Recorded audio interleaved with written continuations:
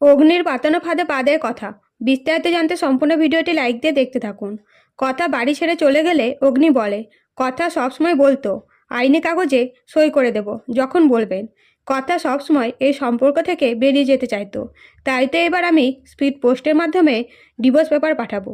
তখন সঞ্চিতা বুঝতে পারে এইসব অগ্নি অভিমান থেকে বলছে, তাই বলে, ঠিক আছে, ডিভোর্স পেপার পাঠিয়ে দে। এই বলে সঞ্চিতা একটা পরিকল্পনা করে কায়দা কানুন টিমের সাথে এবং গোবরডাঙ্গা যেয়ে জুনি বলে, কথা তুই এভাবে চলে এলি কেন?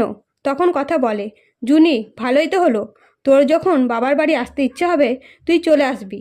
এরপরে সঞ্চিতারা সবাই এসে উপস্থিত হয় আর পরিকল্পনা মতো কাজ করে। সকলে কথাকে জ্বলানোর চেষ্টা করে।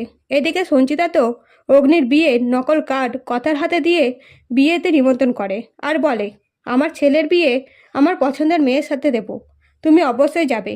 এই বলে সঞ্চিতারা সেখান থেকে বেরিয়ে পড়ে। এদিকে কথা সঞ্চিতার বলা কথা সত্যি মনে করে কষ্ট পেতে থাকে এবং পরের দিন সকাল সকাল অগ্নিকে ফোন করে বলে, পাচক মশাই, আমি আজকে গুহবাড়ি আসছি।